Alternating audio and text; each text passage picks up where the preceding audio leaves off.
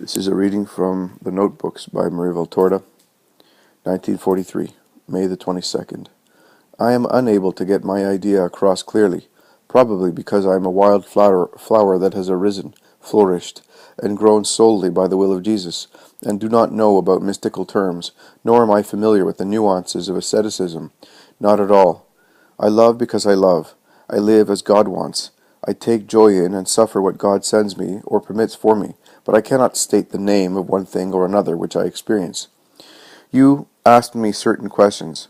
I am unable to answer, and since I do not want to draw anyone into error by providing a conception of myself which does not reflect truth, I shall humbly tell you what I know and how I know it, and nothing else.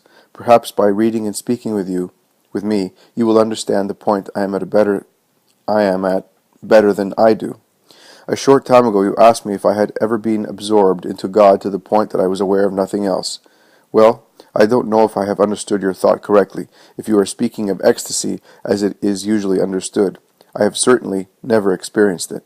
If, however, you are speaking of that sense of ecstasy wherein human vitality is not suppressed, but all vitality is concentrated on a point, focused thereupon in such a way that everything else loses value, and we live amidst the things of each hour, as if surrounded by a robe, isolating and protecting us from them, creating a kind of veil of fire around us, within which we move and act, gazing solely at the hub attracting us, then I definitely have experienced it on many occasions. The whole world pressing in around us loses its shape and value, to the point that it appears to us, for a matter of instance, as something dreamlike, whereas true reality is what the faculties of our soul adore, absorb, and experience. I don't know if I have gotten my idea across. I believe that if this continued, it would kill us in a short time. I believe, however, that anyone who has undergone, even just once, this mystical experience remains marked by it for an entire lifetime.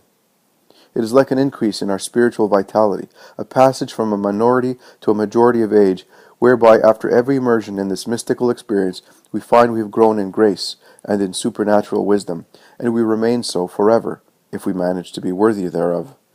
And not only this, I indeed believe that even if out of human weakness we sometimes tumble, but without an act of malice, the grace previously obtained is not annulled.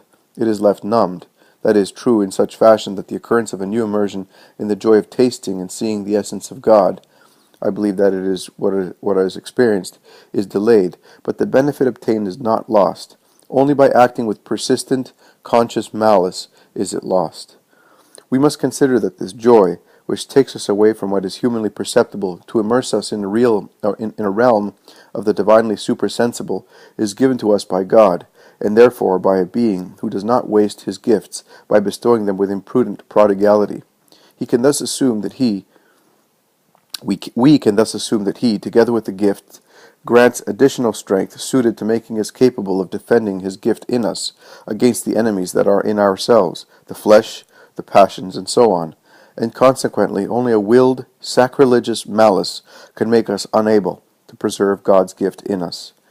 If only I had at least gotten the point across clearly, but I repeat, I am illiterate in mystical science, and thus state what is superhuman in human words. Today a question had popped onto my lips, which I am burning to know about. Has he heard my prayers in recent days? Have they obtained the goal I offered them for? I haven't asked you anything, tossing this little sacrifice as well onto the pyre where I burn for so many reasons, in so many ways. They seem to be nonsense, but they sometimes require real exertion. You sweat to accomplish them. Oh, Father, how tormenting love is, when love with all its violence rushes into a heart which is too small to contain it.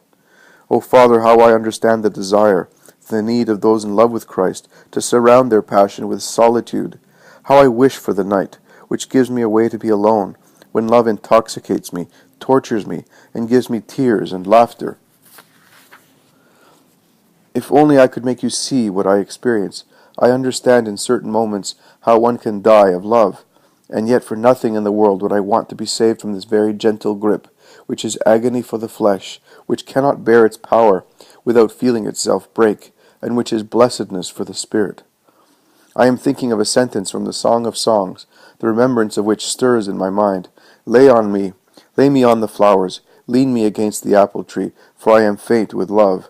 I think it goes like that, and is so well expressed, for one really feels one is fainting, destroyed by love.